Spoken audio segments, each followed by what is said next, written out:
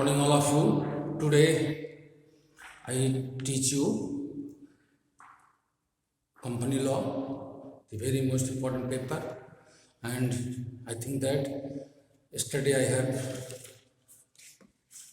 taught you the question which is very important for exam, that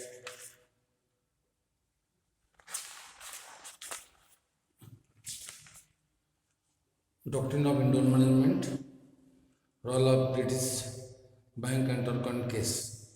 This question is very important for exam. Previous study I have teach you, and I have lectured on this topic very seriously.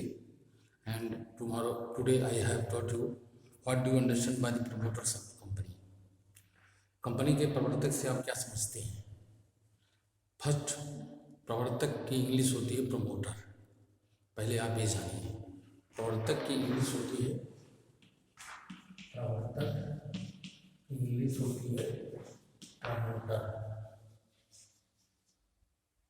प्रवर्तक English promoter.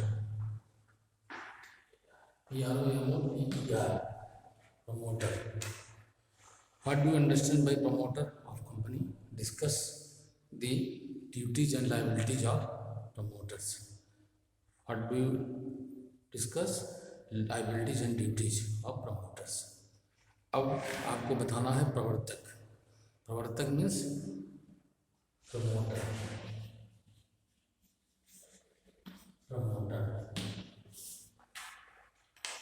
जो व्यक्ति किसी company के निर्णय के लिए आवश्यक साधनों को जुटाकर उसे कार्य रूप परिणित करने की प्रारंभिक योजना बनाता है, उसे कंपनी की वैधानिक अस्तित्व दिलाता है, वह व्यक्ति उस कंपनी का प्रवर्तक कहलाता है. शायद समझ में आ रहा होगा. कंपनी का प्रवर्तक एक ही व्यक्ति हो सकता है अथवा अनेक व्यक्ति भी हो सकते हैं. एक इंडिविजुअल भी हो सकता है, मोर देन वन भी हो सकता है. अर्थात प्रवर्तक से आशय ऐसे व्यक्तियों से है जो कि प्रक्रिया को चालू कर देते हैं, जिसके द्वारा कंपनी अधिनियम उन्हें एक निश्चित कंपनी के निर्माण में योग्य बना देती है. A promoter is one who undertakes to form company with reference to given object and sets it going and to take necessary steps to accomplish purpose. न्यायमूर्ति कागवान ने ट्रिविक्रोम बनाम Grant. This was one of the most important case on promoters. 1871 to CPD 46945D 54D के मामले में इस प्रकार स्पष्ट किया गया, किसी कंपनी के प्रवर्तक एक या एक से अधिक व्यक्ति होते हैं. एक कंपनी का प्रवर्तक एक या अधिक व्यक्ति होता है जो किसी निश्चित उद्देश्य के आधार पर कंपनी का निर्माण करता है, चालू करते हैं एवं उस उद्देश्य की पूर्ति के लिए आवश्यक कार्रवाई करते हैं. लॉर्ड जस्टिस बाबन ने 1879 में व्लेजे ब्रिज कोलिको प्रिंटिंग कंपनी बनाम ग्रीन 1880 में 5 QVD क्वीन बेंच डिवीजन 109 के मामले में स्पष्ट किया है. प्रवर्तक शब्द कोई कानूनी शब्द नहीं, अतः मूलतः व्यावहारिक शब्द है, व्यवसायिक शब्द है. इस शब्द में व्यावसायिक के जगत में परिचित उस समस्त व्यावसायिक क्रियाओं का समावेश है जिनके द्वारा कंपनी का अस्तित्व निर्मित होता है.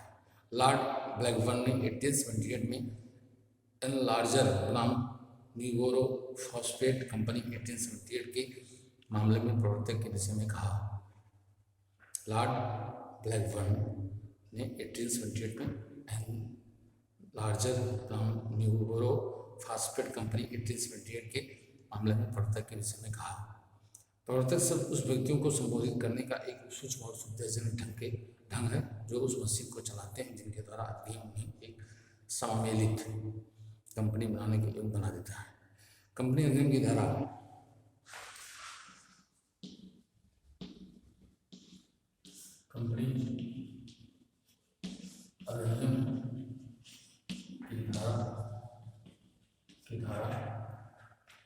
कंपनी अधिनियम की धारा 2 की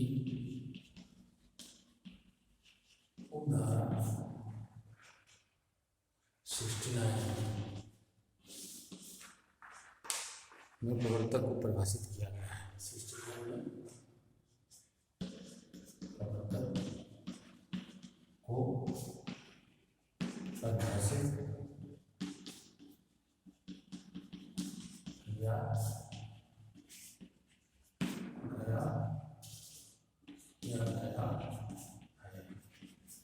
किया गया है। कंपनी अधिनियम 2013 की धारा 2 धारा 69 प्रवर्तक परिभाषित किया गया है, जिसके अनुसार ऐसे व्यक्ति जिसका नाम कंपनी के विवरण पत्रिका प्रोस्पेक्टस में प्रवर्तक के रूप में दर्शाया गया है या कंपनी को धारा 92 का अधिक प्रस्तुत की जाने वाली वार्षिक विवरणी एनुअल रिटर्न में चिन्हित किया गया है, अथवा जिसका कंपनी के कारोबार पर प्रत्यक्ष या परोक्ष नियंत्रण है, भले ही वह अंशधारी या निदेशक या किसी अन्य रूप में हो, जिसके परामर्श निर्देश या अनुदेशों के अनुसार कंपनी का निदेशक मंडल अपने कार्यों का संचालन करता हो, कंपनी का प्रवर्तक कहा जाएगा। परंतु धारा 3 में वर्णित कुछ भी उस व्यक्ति के संबंध में लागू नहीं होगा जो कंपनी में किसी व्यावसायिक हैसियत से कार्रवाई हो, अर्थात ऐसे व्यक्ति को कंपनी का प्रवर्तक नहीं माना जाएगा। कंपनी अधिनियम 2013 की विरुद्ध धारा 269 की खंड 3 के अनुसार निम्नलिखित व्यक्तियों को प्रवर्तक न माना जाता है, नहीं माना जा सकता। 269 खंड 3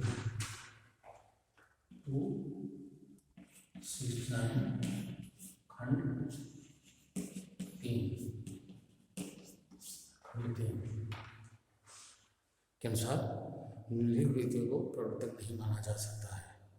वह व्यक्ति जो केवल व्यावसायिक हैसियत से कार्य करता है, ऐसे जैसे सोलिसिटर,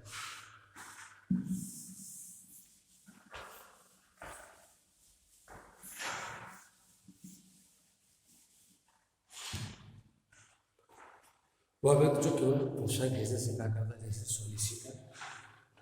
नंबर 1 धारा 269 खंड 2 जैसे सॉलिसिटर। नंबर 2 अकाउंटेंट्स,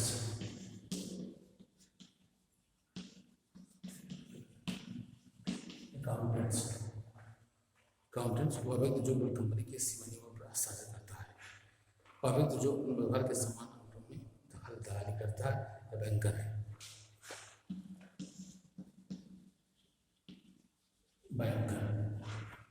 बैंकर वह व्यक्ति जो केवल पूंजी का हमीदारी अंडरराइटिंग देता है।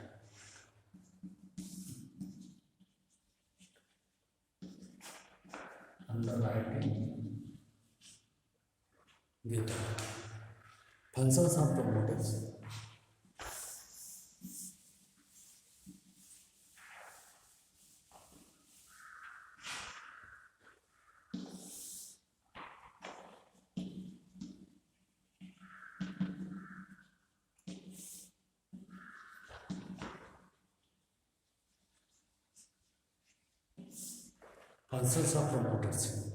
प्रवर्तकों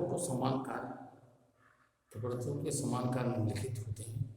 कंपनी के निर्माण की योजना के लिए साधन या धनराशि आदि की व्यवस्था करना तथा उसे कार्यान्वित करने के लिए आवश्यक कार्रवाई करना, निदेशकों की नियुक्ति के लिए योग्य व्यक्तियों को चयन करना, यदि कंपनी किसी विद्यमान व्यवहार को खरीद कर बनाई जाने की योजना हो तो उस संबंध में बातचीत करना तथा संपत्ति के विक्रेताओं के साथ सामयिक ठहराव हल करना, कंपनी का नाम, कार्यस्थल तथा क्षेत्र के उद्देश्य के विषय में निश्चित करना तथा आवश्यकता के अनुसार हमीदारी एवं अभिगोपन अंडरराइटिंग अनुबंध करना, कंपनी के सीमा नियम तथा नियमों की रूपरेखा तैयार करना, कंपनी के लिए बैंकर्स, संपरीक्षक, दलाल तथा कानूनी सलाहकार आदि की व्यवस्था करना, कंपनी का निगमन करवा कर कंपनी रजिस्ट्रार के से उस संबंध में आवश्यक प्रमाणपत्र प्राप्त करना, कंपनी की विवरण पत्रिका तैयार करना, उसे रजिस्ट्रार के कार्यालय में प्रस्तुत करना, उसको विज्ञापन की व्यवस्था करना, पूंजी के निर्माण की व्यवस्था करना,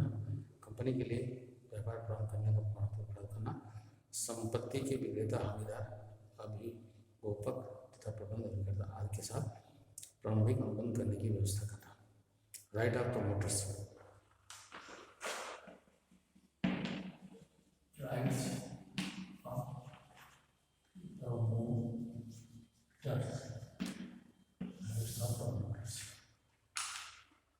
प्रवर्तकों को निम्नलिखित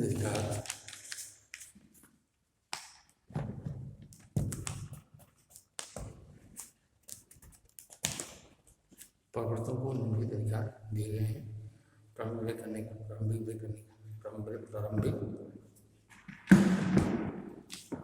का लेने का अधिकार। प्रवर्तकों को यह अधिकार प्राप्त होता है कि वह कंपनी का निर्माण करने तथा उसे चलाने में जो उचित व्यय करें उन्हें कंपनी से वसूल कर लें। प्रवर्तकों से अनुपातिक राशि प्राप्त करने का अधिकार। यदि कंपनी की विवरण पत्रिका में असद कथन के आधार पर प्रवर्तकों में से किसी एक प्रवर्तक की क्षतिपूर्ति करनी पड़ती है तो वह प्रवर्तक प्रवर्तकों की अनुपातिक राशि प्राप्त कर सकता है। पारिश्रमिक पाने का अधिकार। प्रवर्तक कंपनी के निर्माण करने और चलाने में कठिन परिश्रम करते हैं। प्रवर्तकों के तहत लायबिलिटी चार्ट प्रोमोटर्स। किसी कंपनी के निर्माण में प्रवर्तकों की महत्वपूर्ण भूमिका होती है, इसीलिए प्रवर्तकों में जहाँ अधिकार एवं कर्तव्य होते हैं वहीं उनके दायित्व भी होते हैं। गुप्त लाभ प्राप्त करने तथा भुगतान करने का दायित्व। कंपनी के निर्माण के पश्चात कंपनी की ओर से यदि प्रवर्तकों ने कोई गुप्त लाभ अर्जित किया हो तो उन्हें इसका हिसाब कंपनी को देना होगा एवं सभी योजनाओं को वापस लेना होगा। बिना विवरण दिए कंपनी की से होने वाली हानि के लिए उत्तरदायी। यदि प्रवर्तक कंपनी को बिना पूरी जानकारी दिए कंपनी को क्रय करता है जिसके संबंध के अनुसार होता है तो कंपनी किसानों के लिए योजना चला सकती है और तो उसके लिए उत्तरदायी होगा। संविदाओं के पूरा न होने पर उत्तरदायित्व। कंपनी की तरफ से जो सुविधाएं प्रवर्तक के साथ की जाती हैं उनके लिए प्रवर्तक उस समय तक व्यक्तिगत रूप से उत्तरदायी होता है जब तक की सुविधाएं पूरी न हो जाए। विवरण पत्रिका में खबर के लिए उत्तरदायित्व। वह प्रवर्तक जो विवरण पत्रिका में निर्गमन में भाग लेते हैं विवरण पत्रिका में की खबर के लिए उत्तरदायी होते हैं। मृत्यु के प्रभाव से उत्तरदायित्व। किसी प्रवर्तक के मृत्यु हो जाने पर उसकी संपत्ति उसके द्वारा दिए जाने वाले रुपयों के लिए कंपनी के प्रति उत्तरदायी होती है। दिवालिया होने पर उत्तरदायित्व। एक प्रवर्तक दिवालिया हो जाता है तो ऐसी स्थिति में भी उसकी संपत्ति कंपनी के उत्तरदायी होती है। कपट या कर्तव्य के लिए उत्तरदायित्व।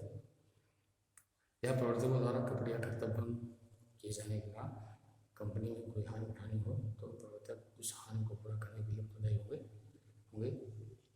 परिमापक द्वारा कपट की रिपोर्ट के बाद प्रवर्तक का उत्तरदायित्व। जब कंपनी के परिमापक आदेश न्यायालय द्वारा दिया गया और शासकीय परिमापक ने इस निर्णय के दिन न्यायालय को इस बात की रिपोर्ट दी हो कि कंपनी के प्रवर्तक के निर्माण में किसी प्रवर्तन द्वारा कबूल किया गया है तो न्यायालय इस रिपोर्ट पर विचार करने के बाद यह आदेश दे सकता है कि दोषी प्रवर्तक की निश्चित तिथि पर न्यायालय में सार्वजनिक जांच की जाए। ऐसी परिस्थिति में प्रवर्तक उत्तरदायी होता है। विवरण पत्रिका की वैधानिक त्रुटियों के लिए उत्तरदायित्व। फिर कंपनी के अधिकारियों को इसलिए हानि उठानी पड़ती है कि विवरण पत्रिका में वैधानिक त्रुटियों और त्रुटियों के लिए प्रवर्तक दोषी थे तो उन हानि के लिए प्रवर्तक उत्तरदायी होंगे। यदि कंपनी के परिचालन में यह प्रकट होता है कि कंपनी के प्रवर्तकों ने कंपनी की किसी भी राशि या संपत्ति का दुरुपयोग किया है तो सरकारी प्रभाव लेनदार या अधिकारी के प्रवर्तन पर न्यायालय आदेश दे सकता है कि प्रवर्तक को सभी राशियाँ या संपत्तियाँ कंपनी को लौटा दें। यह भी उल्लेखनीय है कि कंपनी अधिनियम के अंतर्गत प्रवर्तकों को अर्थदंड या सजा अथवा दोनों से भी दंडित किया जा सकता है। कंपनी अधिनियम 2013 की धारा 34 में उल्लेख किया गया है कि यदि प्रवरण पत्रिका में कोई मिथ्या कथन है तो ऐसे प्रतिबद्ध जिसके लिए रिपोर्ट के लिए अधिकृत किया गया था कम से कम 6 माह तक अधिक से अधिक 10 वर्ष तक कारावास तथा अर्थदंड से राशि से कम नहीं होगा कि जो भी उस खबर में संदेहित के लिए अधिकतम विरुद्ध राज्य से 3 गुना तक हो जाएगा दंडित किया जाएगा। प्रवर्तक की वैधानिक स्थिति। यदि कंपनी के साथ प्रवर्तकों का वास्तविक संबंध होता है तो उसे कंपनी का न्यायी नहीं कहा जा सकता है। कंपनी के प्रवर्तक की हैसियत से उसने जो लाभ अर्जित किया है उसका विस्तृत कारण विवरण रखना इसके लिए आवश्यक होता है। यदि वह कंपनी किसी निजी संपत्ति को कंपनी को बेचना रहता है तो उसमें निजी हित की जानकारी कंपनी के निदेशक मंडल को देनी होती है ताकि निदेशक उस अंतरण के संबंध में स्वतंत्र निर्णय ले सके। यदि किसी कंपनी की विवरण पत्रिका का पहचान उसके प्रवर्तकों द्वारा किया जाता है तो उसमें किसी किए हुए मिथ्या कथन एवं तथा भूलों आदि के लिए वह व्यक्तिगत रूप से उत्तरदायी होंगे तथा सभी आपराधिक कृत्यों के लिए उन्हें ही दोषी माना जाएगा। बड़े दिन 2013 की धारा 340 के अनुसार यदि हम किसी कंपनी के परिसमापक के समय यह आशंका होती है कि प्रवर्तकों ने उसके निर्माण में पूंजीगत उपयोग या अव्यक्त किया है तो अव्यय किया है तो उसे अधिकार अपने पास ही रखा है तो न्यायालय ऐसे दोषी प्रवर्तकों को उक्त राशि की ब्याज से भुगतान करने के लिए प्रदान कर सकता है और कंपनी को कोई हानि की क्षतिपूर्ति की जा सकेगी।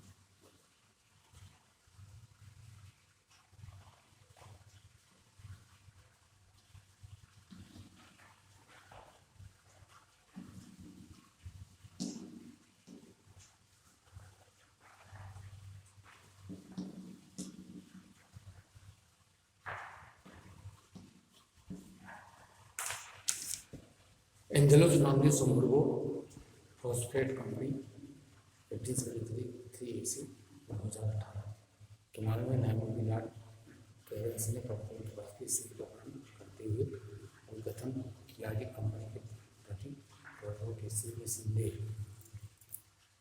संदेह ही वैश्विक है। कंपनी जो अस्तित्व में रहा था उसे तुरंत लेना उन्हीं के हाथों में रहता है। उन्हें यह निश्चित करने का अधिकार है कि कंपनी किस प्रकार किस किसकी देखरेख में व्यापारिक कार्य करना आरम्भ करे। इस प्रकार प्रवर्तक के संबंध में कहा जा सकता है कि प्रवर्तक का कंपनी के संबंध में महत्व अधिक करता है और न समय पर रूप से ऐसे में होता है कंपनी प्रवर्तक के संबंध को केवल व्यावसायिक संबंध का नाम दिया जा सकता है।